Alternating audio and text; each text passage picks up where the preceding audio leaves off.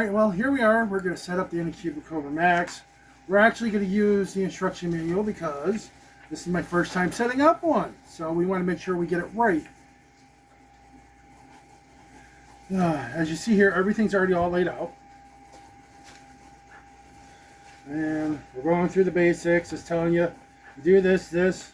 First thing we do is we unlock this from this. So you get your handy dandy tools. Little Allen keys. And I believe it's this one right here. Yep.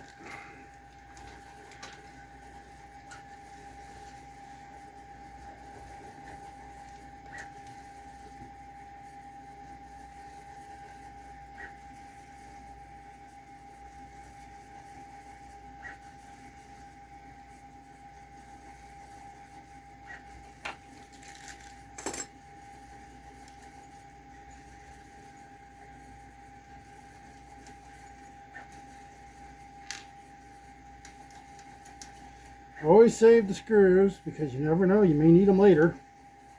So keep them set aside.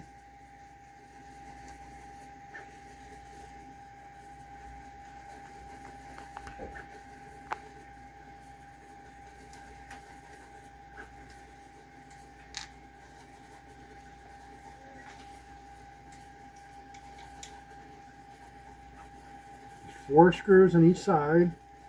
Only 2 plates though.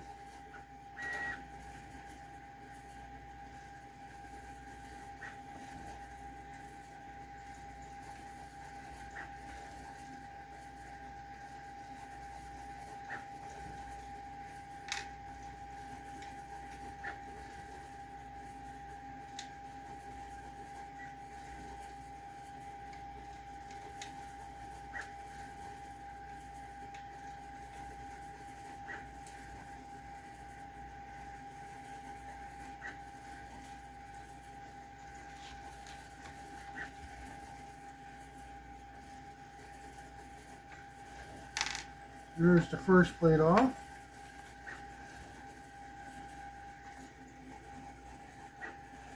And then we take off the second plate.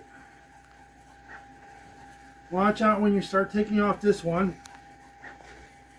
Your outer frame here, which is your Z-axis, is probably going to fall. So you're going to want to be ready as you loosen it up to catch it.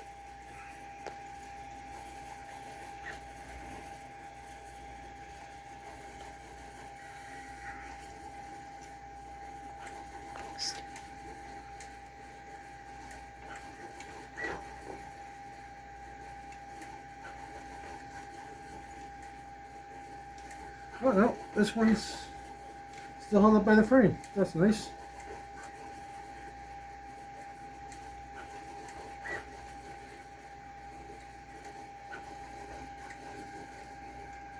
Alright. 2 more bolts.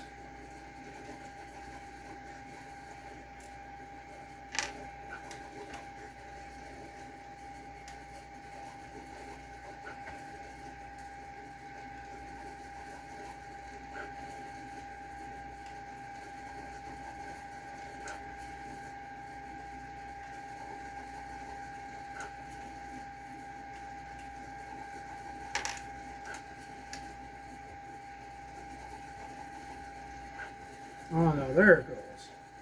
Now it wants to drop.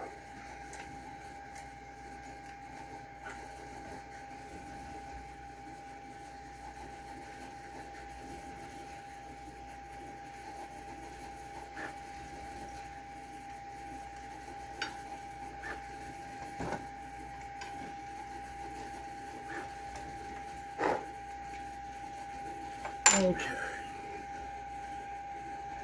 Pause it. Okay. All right, now on the front, you're going to have this bolt here on each side that you remove to finish taking off your Z-axis.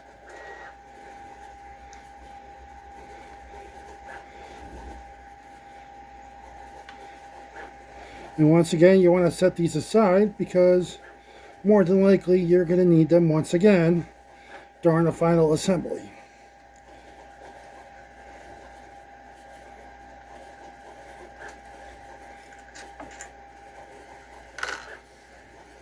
We'll come over here to this side, please.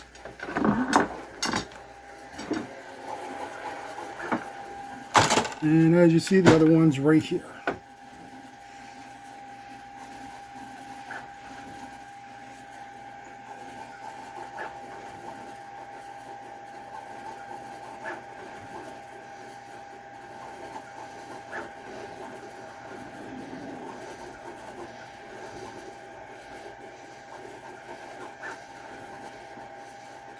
Once it's out, you carefully grab your Z-axis rail on both sides and lift up, and you now have your Z-axis ready for installing.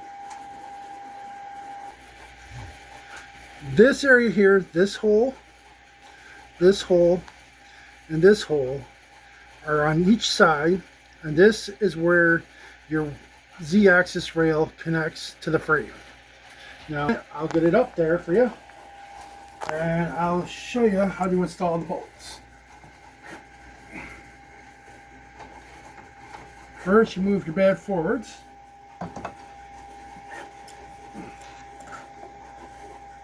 And you line it up with the marks.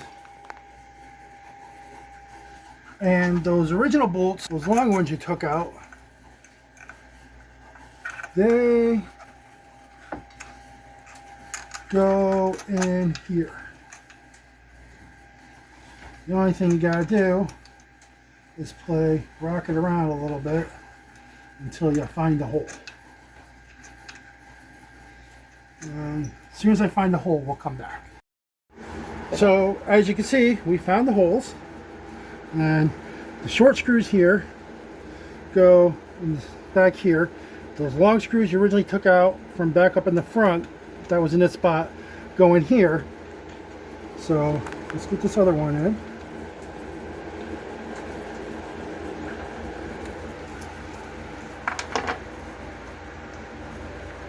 Now, I suggest when you tighten these up, not to just stop when they're snug. You take your time to tighten them all the way up, all three of them, nice and snug, and then you go back through and I'll show you what to do. First, we have to get these snugged up.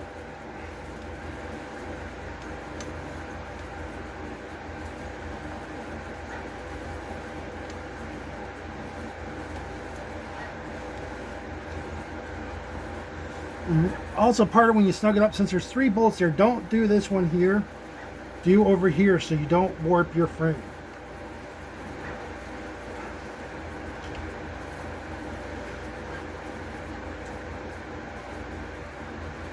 And then after you get this snugged up, you do the last one, you snug that up, and I'll proceed to show you the best way to tighten them to make sure they don't come out, because when these machines are running, they get real violent, they move real fast, and they vibrate a lot of parts.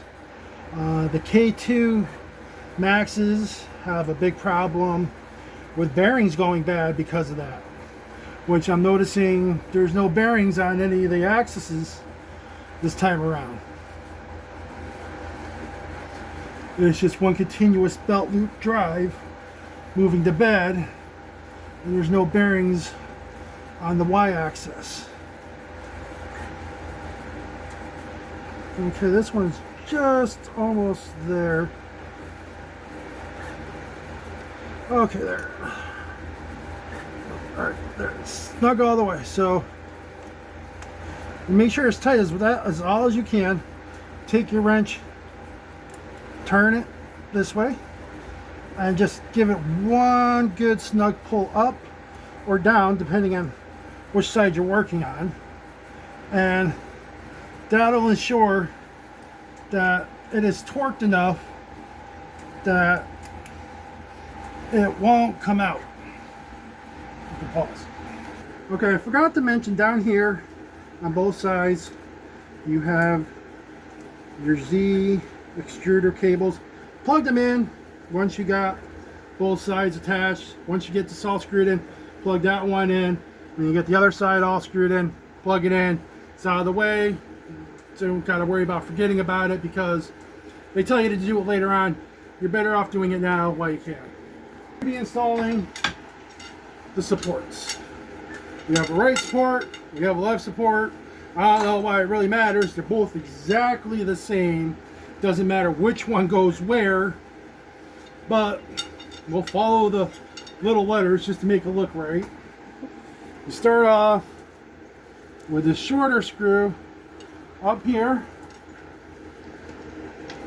and it threads in through here. If I can get it to thread. There we go. And then the longer goes with the spacer down here at the bottom. It goes longer bolt, support, spacer into that hole there. No matter which one you tighten first, you just tighten them both, and you make sure you give them a good extra tug at the end to make sure they're nice and tight. And we'll be back after I get both of these installed. Alright, so next you uncoil these orange cables here. You take the one with this connector, take your print head, stick it in there like so, and then you're supposed to take these two little small screws they give you, and it says for print head on the package, and you screw them in there.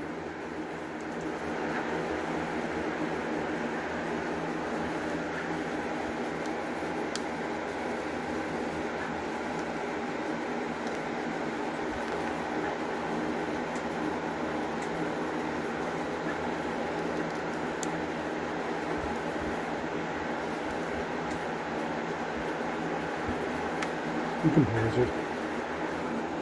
Okay, now that we have our print head connected, it's time to connect it to the frame.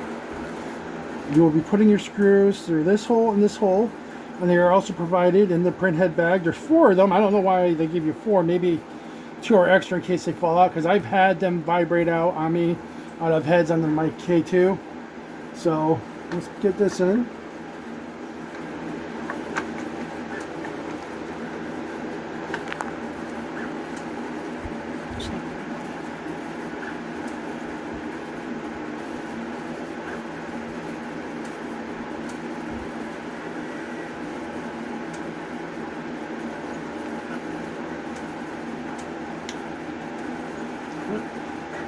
Well, I had it lined up.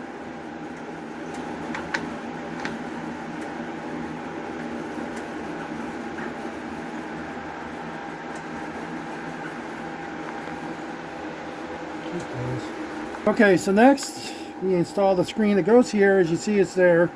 It connects just like that. No ribbon cables, no nothing this time around. Just simple plug, play, screw in 2 screws, and you're good as gold.